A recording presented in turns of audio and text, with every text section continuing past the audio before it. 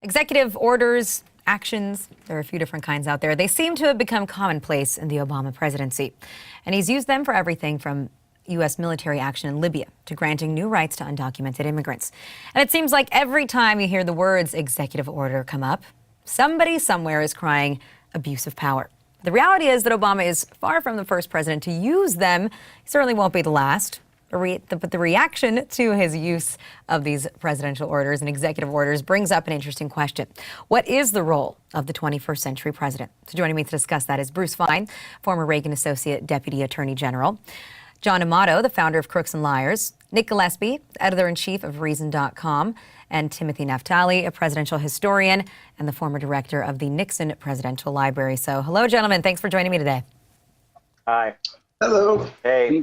I think that Bruce will be joining us shortly. We're just figuring out his video. But Tim, I'm going to start with you, considering that you are the presidential historian here. Before we get into the Obama administration in particular, why don't you tell us a little bit about the history of the use of presidential orders? I mean, has there ever been a president, or excuse me, executive orders, has there ever been a president that hasn't used them? No, that's what they're there for. I mean, the presidents use them to push the ball forward. There are some laws that require executive orders to set administrative functions. Presidential Records Act requires an executive order that will lay out rules for declassification. I think the issue is before us is whether presidents misuse the power that the Constitution gives them. And that's been a problem that goes right back to our founding. I mean, one of the joys of the Madisonian system is that all the branches complain that the other branches are abusing their power. The Supreme Court does this by striking down laws for being unconstitutional. That implies that the president and Congress overstep the bounds. Congress is constantly praying about presidential overstepping, and presidents complain about Congress not confirming appointees and other abuses of their power. So that's a standard discussion. But some presidents are worse than others, and the whole issue of whether they've used their powers properly is no longer partisan. It's actually constitutional and legal. And some presidents have obviously crossed the bounds and moved into the illegal activity zone. Richard Nixon being the most famous example, but he's not alone in that. And so where do you think that the President Obama measures up? Or how does he measure up? He is the first president to have killed Americans overseas without a trial. And that I think is an issue that is going to resonate among historians who study the Obama administration forever.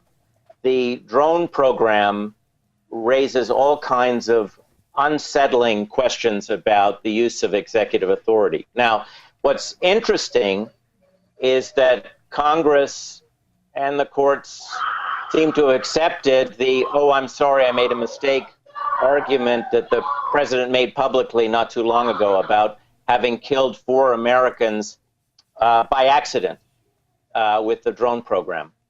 The IRS and leak investigations haven't resulted in good evidence that the president was behind abuses of power, but I know there are open questions that many people have about them.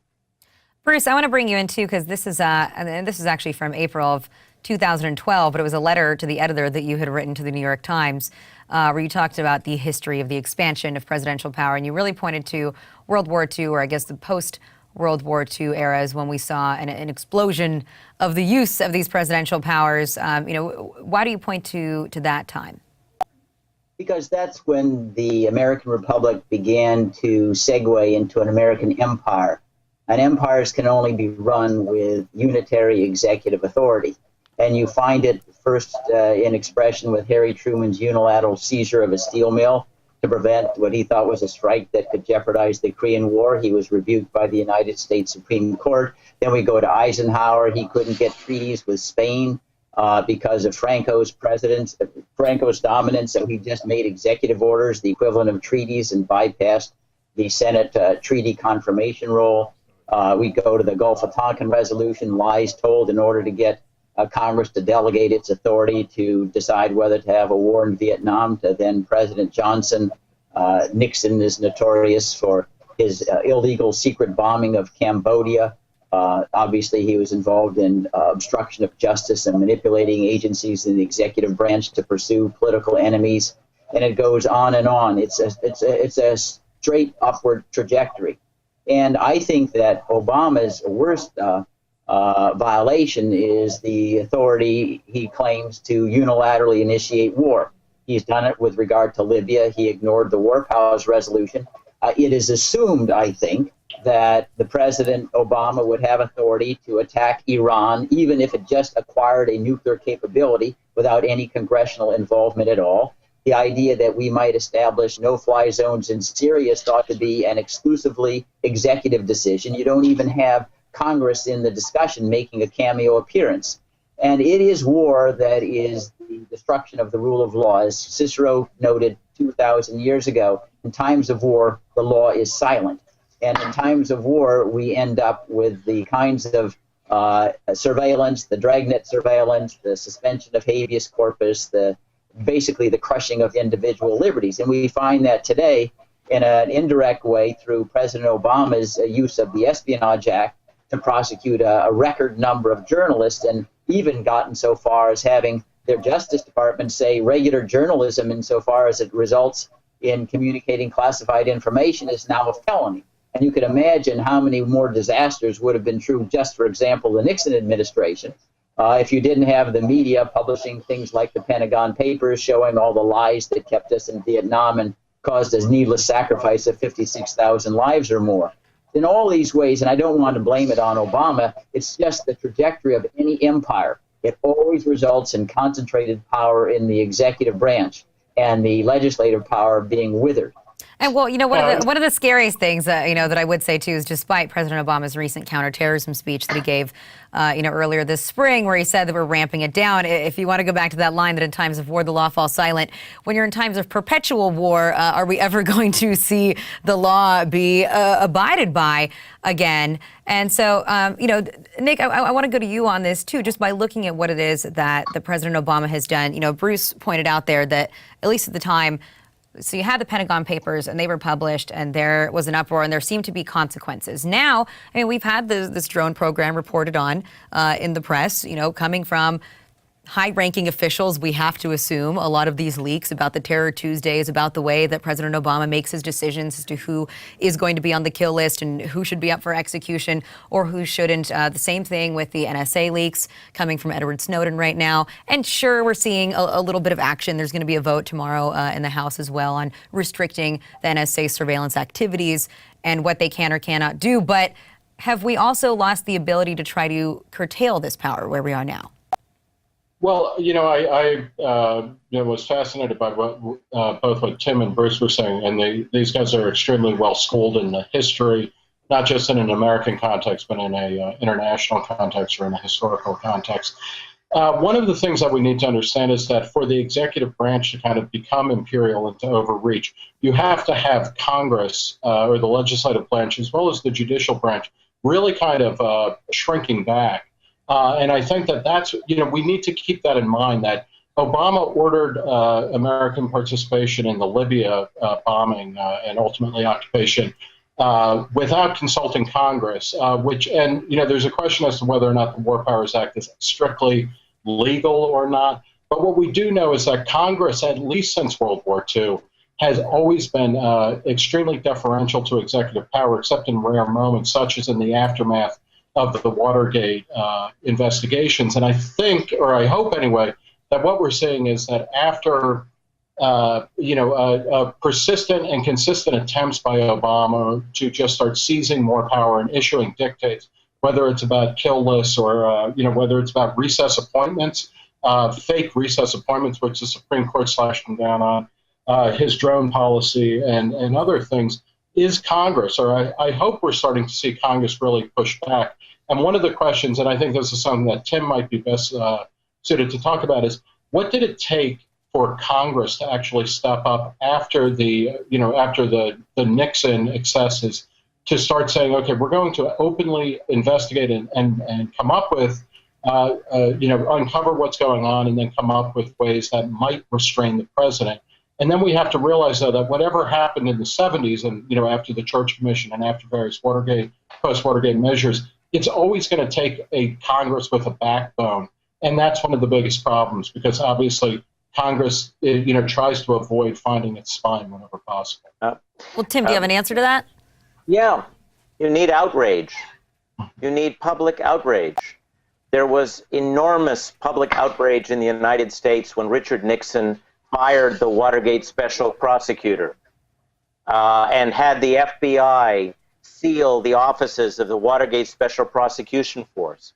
Many Americans thought they found themselves in an authoritarian regime. That's 1973. There was outrage among Americans about how long the Vietnam War had lasted. The 1968 campaign had been how to end the war fast, and in 1972-73, the war was still going on. It doesn't end until January 1973 for Americans. So I think that what's missing today is the outrage. I'm shocked still that people didn't react with more emotion after the president announced that the drone program had resulted in the accidental deaths of 4 American citizens overseas. I am surprised by the poll numbers that show people not as concerned about their privacy as you would think in the era of PRISM. So the American public opinion in the mid-70s forced Congress. But what's interesting about that? Let me make one point, guys. Hold on. It's just that what we keep hearing right now is that public opinion and faith in our institutions is at all-time lows, right? If you look at the way the public views Congress, the way that they view the Supreme Court, the way that they view the legislative branch, even the executive branch, and yet there obviously has to be some element of trust involved here because if the president, says that, well, guess what? My National Security Council here decided that this person is a terrorist and we can make that decision without ever taking them to a courtroom and therefore execute them via drone strike, then believe me, I'm keeping you safe. And I think that's why there is a lack of outrage there because people automatically assume, well, Anwar al-Awlaki, despite the fact that the administration hasn't shown us any proof, must have been a terrorist and a bad guy. And same thing with the NSA spying as well. It's terrorist investigations, so it must be okay. I want to bring John in here because we haven't gotten to hear from him yet. But is there more trust than we assume for what the executive says? Well, I think what our guests are talking about is that Congress, it's not that like they don't care, they're outraged, but they agree with these policies. I mean, you just listen to the senators like Lindsey Graham and John McCain. They're all right with having drones fly over their head. Al Franken as well. I mean, it's a bipartisan. Well, I'm not issue. talking. Yeah. I'm not making this a right-left issue. I'm talking because there are plenty of Democrats that are right in lockstep with this. I mean, Ron Wyden, Senator Wyden, just gave a great speech about the overreaching and the arc of this NSA surveillance program. And to me, as a liberal, I don't understand, why there's no outrage. And a lot of it's coming even from Congress because they're so muted. You need that opposition party in certain things to bring that level of dialogue up. Yeah, but the opposition party is not going to oppose. Well, exactly. Maybe, except for Rand Paul, except for libertarians. I think the Wacko Bird coalition is pretty strong. The other thing, and to go to questions to comment on what Tim is talking about, the public outrage, one of the differences that first under LBJ, the press was really antagonistic towards Lyndon Johnson, towards the presidency, towards the government, and it was partly fueled by opposition to the draft, which obviously is not operative in the war on terror. But they also were very hostile to Richard Nixon from before he took office. And, his entire public life, the press pretty much hated Richard Nixon. I think we're starting to see, hopefully, the mainstream press turn on Obama and question whether or not this guy is really all what they thought or what they hoped he was going to be. Because to kind of follow up on what John is saying, it's true. A lot of Congress, whether they're Republican or Democrat, are totally in agreement with Obama. It's not even, why would they disagree with him? publicly when they agree with his policies. But it's also the press. When you have people, whether it's Chris Hayes on MSNBC or Chris Matthews, as well as people on the right, with rare exceptions, people like George Will, saying, yeah, you know what, Rand Paul, that was like a ridiculous, over-exaggerated threat, a rhetorical flourish by a nut job. I think we're starting to see signs that the mainstream media is catching up to where those of us on the alternative media are, which is, geez, this is like, 13 years of uninterrupted crap government, whether it's right-wing or left-wing. So I think that might supply that final match. But at the same time, though, let me just, bring in another here thing, too, which is that, the president is often blamed for everything that doesn't happen or that doesn't go wrong, which I think is natural, too, when you're trying to win an election and you say, well, look at the past 4 years under this person's watch. And so President Obama didn't turn the economy around, right? I mean, we still have a massive foreclosure crisis in the country. Whatever happened to comprehensive immigration reform? No, but there are certain things where I think that people pick and choose, right? Because a lot of people very much agreed with the president's executive action in order to, to deport fewer dreamers as long as they fit a certain criteria. If you had been in the United States since a certain age. We need to be clear about two things. And one I was going to say is that Obama is not merely overreaching in terms of, foreign policy or national security. He expanded and extended TARP in a way that George Bush also did that was unconstitutional. It was absolutely illegal to extend, TARP payments to the auto industry, which both of them did, and both of them did despite it being very unpopular. And I also want to point out, Yona, Obama is the worst president that immigrants have ever seen. He deported more people in his first 5 years than George Bush did in 8 years. And because he threw a bone to so-called dreamers, he actually continues to be awful on the question of immigration. No, that's very true. I mean, I was just talking to a number of dreamers earlier today on HuffPost Live. But John, I mean, I want to throw that one to you too, which is, I feel like there it really does become about partisan politics if you step away from foreign policy for a moment and you look at what's being done domestically. And despite often the record that backs it up or the actions that back it up, certain people, well, they still like it because it seems favorable to say that President Obama doesn't want to deport as many dreamers as long as they're not criminals, right? Or they say that the auto bailout worked, or you say that our judiciary is missing people in key positions, and so it's okay because we want to push through certain appointments, and so we want some type of action here, or even on gun control, as you saw a lot of opinion polls saying that a majority of Americans supported expanded background checks.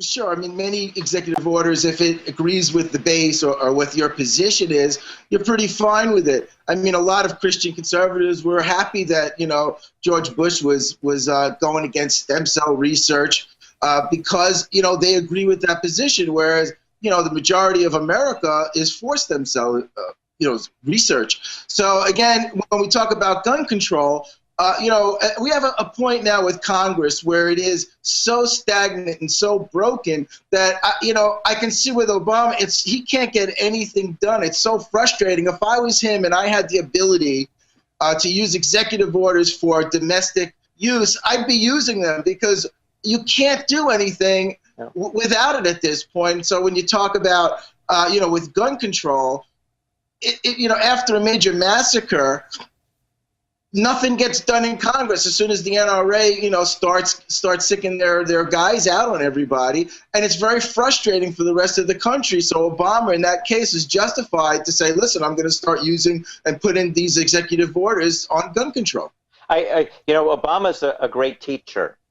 And you might remember that teachable moment that he brought us through when Henry Louis Skip Gates and that policeman and Cambridge had that confrontation. This is a time for a teachable moment, and he's letting it pass. If President Obama is uncomfortable about the balance between security and privacy, he should explain to us what we should expect our government, what kind of security he should expect our government to deliver, and how much privacy we have a right as Americans to expect. This is the time to do it. It's not helpful to trot people out who are in the bubble, who have clearances to tell us, don't worry, everything is okay. That's not the way to settle public disquiet. There's no outrage. As I said before, one reason we haven't seen much action is there's not much outrage, but there's disquiet. This is absolutely the time. Just don't hide behind clearances. Find a way to have a public debate that doesn't screw up our ability to spy on terrorists, to help us understand the balance between security and privacy. Obama has a chance to do it, and if he doesn't do it, I think it'll be it'll be a mark against him when he leaves office. Because if there's any guy who's capable of doing it, it's he. Yeah, I actually, if I can follow up, I think you're right, Tim, that we need to be having that conversation. I don't think that in any way, shape, or form there's any reason to believe that Obama is capable or interested in doing that. He's not a teacher. He's a lecturer. He does not try to persuade people. He I don't agree with that. Okay, yeah. I'll give you a shot in a second. But I'm just saying, what he does is, no, he hems and haws and speaks in kind of fake Bible talk without ever quoting. I mean, this is a guy, you never hear him actually quote the Bible or a work of literature, but he's considered learned. He lectures at people and then does what he's going to do anyway. He does not actually engage people.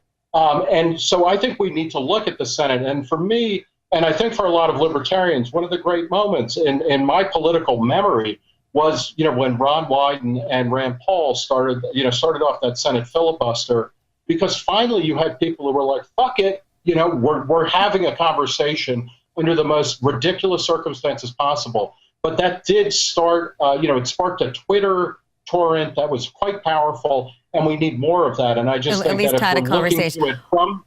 Well, one of the big questions for me will always be, what is it that happened with this presidency? Because you saw this constitutional law lecturer coming in who made a lot of promises on the campaign trail, and then what is it that changed? And is he just woefully unaware about how hypocritical and odd some of this sounds when he says, now I'm ready for a public debate about surveillance, despite the fact that I've been keeping these policies secret for so long. And so now I'm ready that they're out there, but I'm still going to, heavily prosecute the guy that made sure that we can have this public debate. These things just don't add up. I want to, we only have a couple minutes left, so I just want to shift the conversation now to a kind of a larger question, which is what we expect out of a president in general in this country. And so, you brought up the antagonizing relationship that there was between the press and the presidency in the past, Nick, and something that I feel like we haven't seen so much this time around. And I just want to revert back to an old campaign ad from 2008 when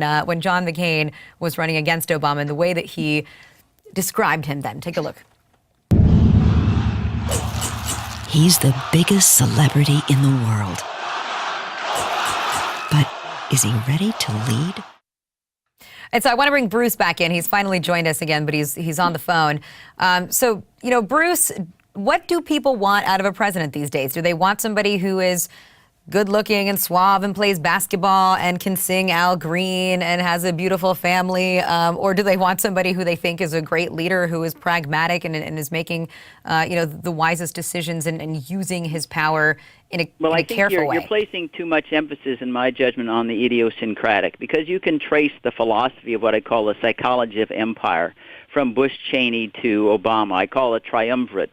And largely this is because with the demise of the Soviet Union as an empire, the United States began to increase the acceleration of arrogance and unilateral power everywhere in the world because we didn't have any real opponent.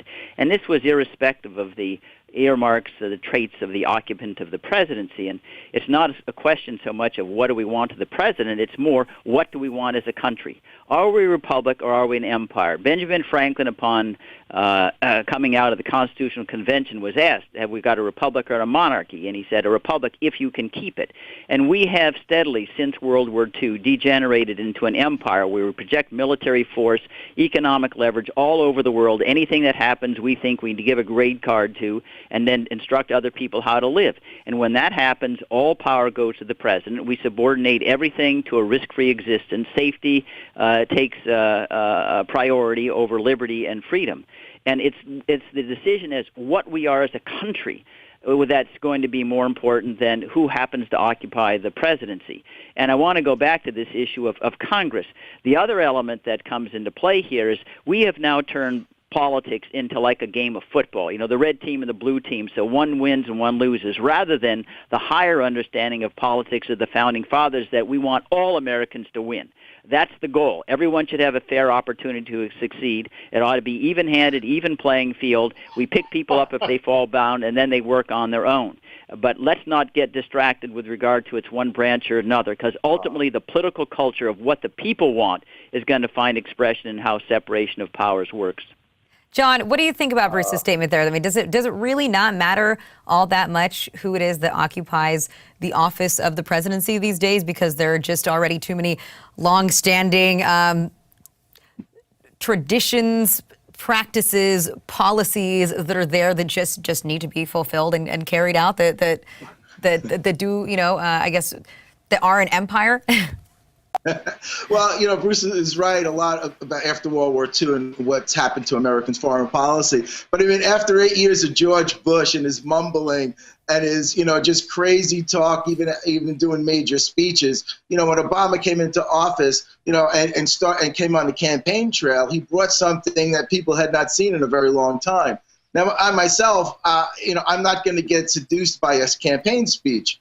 But he had a clarity and literally to his speaking that drew a lot of people in. And I think for the most part, Americans, they want to believe that their president is honest and just. My father, passed away at 82, but he always held the office of the presidency very high. It didn't matter if it was a Republican or a Democrat in office, and he was more of a Republican. But there was just this air of respect for that office and the White House in general. And so he always gave the president the benefit of the doubt. Now we're finding that that's being eroded fast. I have to wrap it up here in a moment. All right, Nick, I'll give you one last word, and then Tim, I'll give Tim the last word. But you've been laughing over there. I thank God that my father, who was a World War II vet, didn't graduate high school. He never held the presidency in high regard. He was an FDR guy because he lived during the Depression, and we shouldn't. But what we need to do is make sure that our cynicism doesn't just lead to lower expectations where we roll over and take whatever is shoved down our throats, from the presidency or from the government. What we do need, I think, is to figure out the ways to spark that outrage that Tim was talking about, that it was absolutely essential to, at least for one brief shining moment, sadly, which is probably part of the Ford administration and the Jimmy Carter moment, that where we reined in not just executive power, but government power more broadly. That's the issue that we really need to be pushing on. All right, so Tim, I'm going to give Tim the last word here. You talked about how you think that this needs to be, a teachable moment for President Obama. He can take advantage of certain things to explain certain things, have this conversation with the American public. But overall, where do you think that the presidency goes from here? Whether or not Obama actually fixes his own record and the way that his own legacy is going to be perceived, has this administration changed the way that this office of the president, moves on, and I guess you could say acts in the future? We're at a tipping point. This is a very exciting time. As millennials start to rethink privacy, it's possible that we may see some pressure for Obama to talk about what he's not talking about. He has a chance to end the war on terror. He's called it the end. He said it's over, but it's not really over. It's time for a course correction. It's time to dismantle these things that were set up, understandably, in those first tense months after 9/11. Now is the time to dismantle them. Obama has a chance to do it. If he does it, he will be remembered as a very good president. If he doesn't, his legacy is in trouble. And aside from his personal legacy, though, any major changes that you see? Well, I for don't the think executive branch? the presidency. Oh no! Listen, the amazing thing about the American presidency, okay, is that it is the only. There are a few other countries, but not many, that have in one person chief of government, head of state, and commander in chief. That's an enormous set of powers to repose in one person. That's a constitutional gift to us, or burden, however you want to look at it. There's nothing you can do about that unless you want to change the Constitution.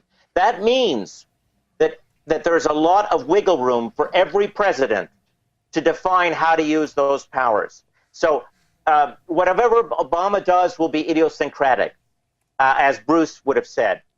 I'm pointing out that as we talk about where we've gone since 9/11, it's Obama who has the opportunity to make the change.